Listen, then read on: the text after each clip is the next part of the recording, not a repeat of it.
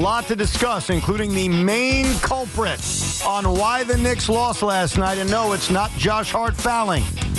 We will help Aaron Rodgers find a new home if you want him off this team, and how the Tampa Bay Rays are going to help the New York Yankees keep Juan Soto. But I've got bad news for you. And I think they have come to this conclusion basically over doing a lot of Rico Brognias over the last few weeks and studying the Met roster and studying the offseason and studying what happened. 2024 was a great year. All right, everybody had a fun time. It was wonderful. It was amazing. No regrets. NLCS, they went as far as they could. When you look closer, the Mets were not that good last year. And this offseason, to me, is a lot similar to 2000 and to 2001. They have to have a huge offseason. The idea that the Mets could run it back or even run it back slightly, that is nuts. When Jerry Seinfeld said that the other day to Big Mac about the chemistry and the energy and we don't need the big superstar, respectfully, he's dead wrong. Like, the Mets had magic last year.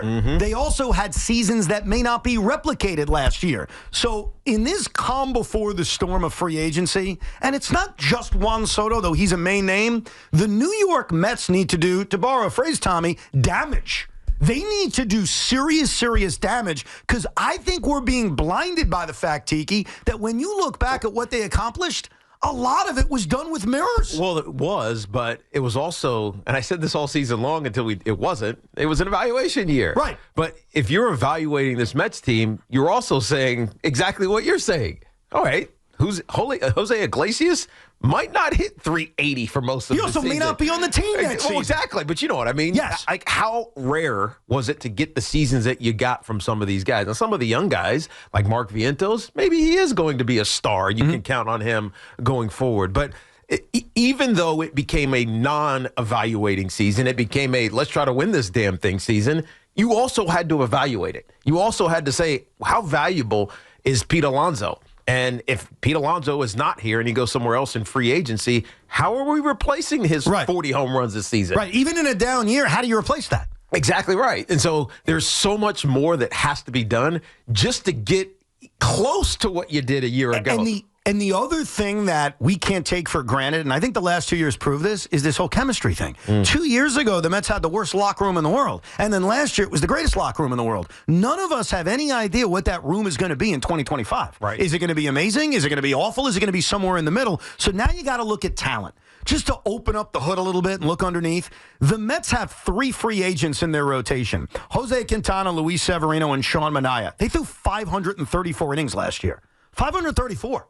How the hell are you replacing that? Right. And re-signing them, I don't know if they're going to replace that. I don't know if those 3 guys would replicate that same number. Now, you could argue, but Ev, what about Kodai Senga? You're right. Kodai Senga should eat in to that 534 inning number because he barely pitched last year, and this year the assumption is he'll be relatively healthy. Even with that, the Mets have to find a way in their rotation to replace 400-plus innings. Right. That's what they have to do. So, Met fans, let's make this clear. And we can debate on who the guy is. It's Max Fried, it's Blake Snell, it's Corbin Burns. That's a fun baseball argument. They need one of them.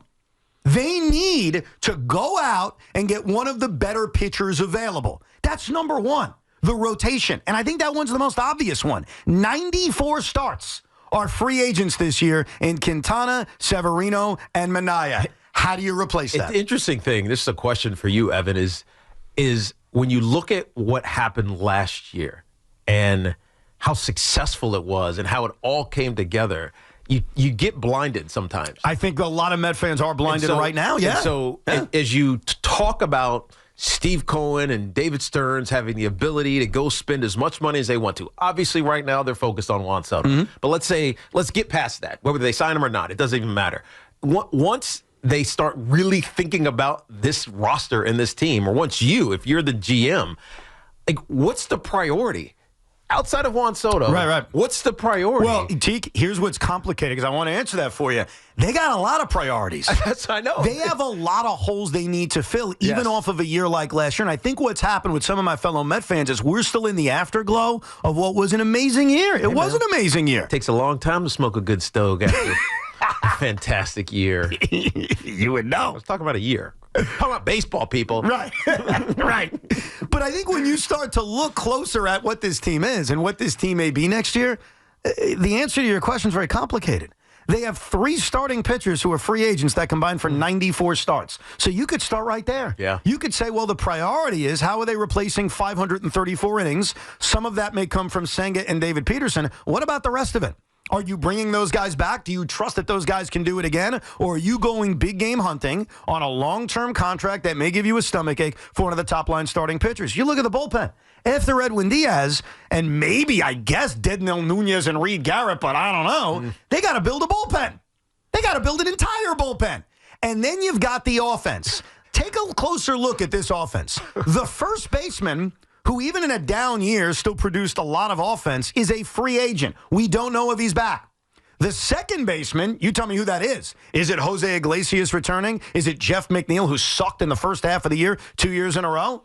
Who is the right fielder? Is it Starling Marte? Who is the center fielder? It's not Harrison Bader. Who is the designated hitter? And then you get to the certainties. Okay, let's talk about the certainties. I feel really good about third base and catcher. I feel really good that Francisco Alvarez will only get better. I raise my hand. I am sucking the, what do you call that you drink? The Kool-Aid. The Kool-Aid. I'm a Kool-Aid sucker of Francisco Alvarez. I believe he has a big year. I'm also a believer in Mark Vientos. You talk about evaluation. He proved he is one of the young emerging stars in baseball. I feel great about that. And then you've got 2 veterans. Francisco Lindor, and happy birthday, Francisco.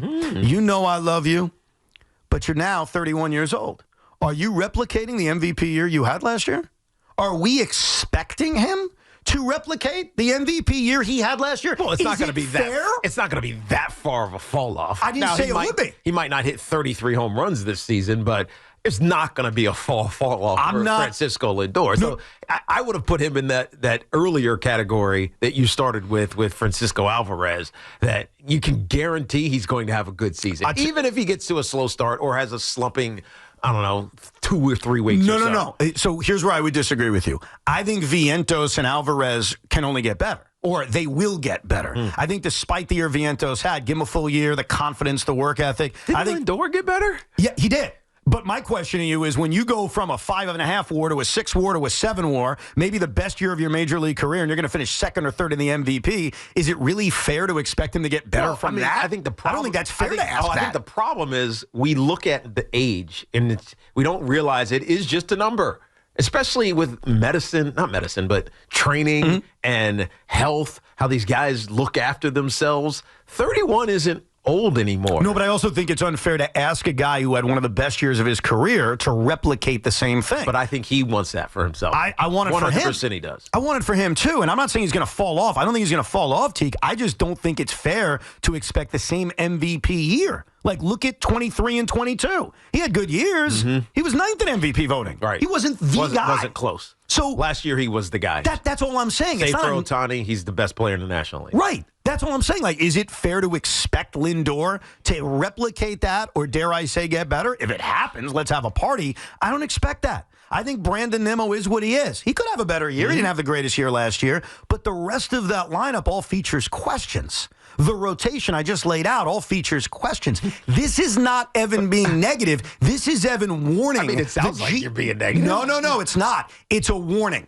It's a warning to David Stearns and Steve Cohen, and I think they know better. It's a warning to my fellow Met fans. They got a lot of freaking work to do. Right, but I think that's the warning. I think David Stearns and Steve Cohen, they know this already. Good. They're aware. I mean, even though they made a run, went to the NLCS, they were still evaluating. They were still trying to make decisions about certain players. You mentioned some of them who might come back, including Pete Alonso, some who might not because of whatever the reason is. I think there is an urgency. I think the bigger point, and this is for our side of the coin, is what is our now expectation for the New York Mets in 2025? Well, I think it's based on no idea. It's based on what they do in the offseason, and I think this offseason. But that's scary because in the offseason, like you could look at an offseason and look at it on paper and say, oh, this is amazing. Yep, check. You checked all the boxes. And then once it becomes pitchers and catchers and ultimately you get to April, it's like, this team stinks. Oh, sure. Right? Like, you have no idea. But that's 2 steps ahead. Like, once we get to spring training, I'm sure we'll all have our strong opinions of what the team is. Yeah. I'm telling you that this offseason needs to be a mega offseason. This needs to be, because I think what scares me, and I know it's different ownership, but I want to give you a comparison, because I think this is the biggest risk a franchise can have.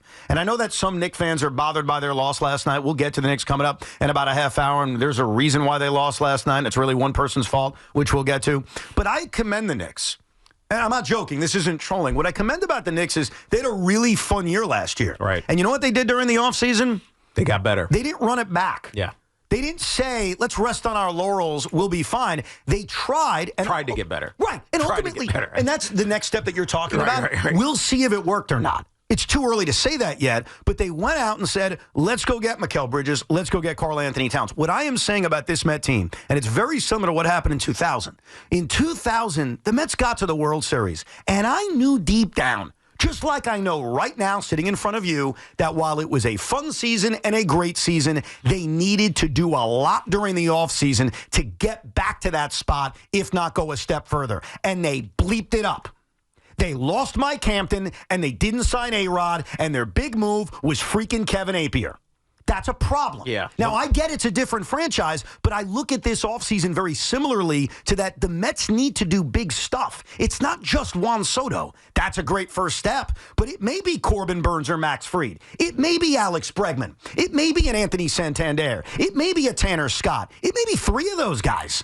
Like, if you think the Mets can make a move here and there and just get back to what they did last year, I'm sorry. I'll tell you on November 14th, you're being delusional about what you just watched. They have to have a big-ass offseason. I expect them to have a big-ass offseason, but I want it to be reminded to them and to all of us that this needs to be a mega offseason. This isn't about one player. This is about a lot of areas of a team that they need to get better at, because they can't expect the magic of last year to happen again. I mean, you're aggressive in the hot stove. It's like, I mean, what's today? Calm before the storm, It's November 14th. Calm before the storm. Tiki, you can't have a hot stove unless you preheat it. That's what Evan's telling you. You know what it is? Like, seriously. But he turned it all the way up to, like, extra high. You know why I got here? You got to, like, simmer a little bit. I'm going to tell you why. Simmer down now. I'm going to tell you why. Over the last few weeks, I've been pumping out Rico Brognas, analyzing everything about this team. And as I've done it, this is your this has nerd. become obvious to me. Baseball nerd mind. I don't know if enough people recognize this. Like, I recognize it because I'm studying it. Do we recognize, Met fans? And this is not to put a poll on last year. It was a wonderful year. They got to do a lot to get. Do you realize that, positive, Tommy, or are you still delusional about what we just watched? No. I'm positive that Steve Cohen's a businessman, and I'm positive that Steve saw April through September that nobody was in the building. Juan Soto gets people in the building. I think he realizes, off the goodwill of this season, that they will spend in the offseason and put a big-time product on the field. Okay, Tommy, I want to make this clear about Juan Soto, okay? Juan Soto would excite me. Juan Soto would put a tear on my eye. Juan Soto would excite this Met fan base. Would you go to more games if Juan Soto was a New York Met? No, I go to the same amount of games no matter what. I feel a But do you think that okay? Speak for the fan, not you. Oh, people will go to more games. Tommy's right about that. That's what Tommy's talking about. Okay, and I agree. Now I'm going to move it up a notch. They need to do more than just Juan Soto. Do you accept that? I do accept that. Because they've got holes to fill. Absolutely. That's all I'm saying. So if First base, third base, you're right. Everything you have laid out is accurate. Okay. 100%. It's not Juan Soto, and then we see it opening day. Like, they have a lot of things they need to add to not just get back to where they went last year, but, of course, to get further, which is the ultimate goal.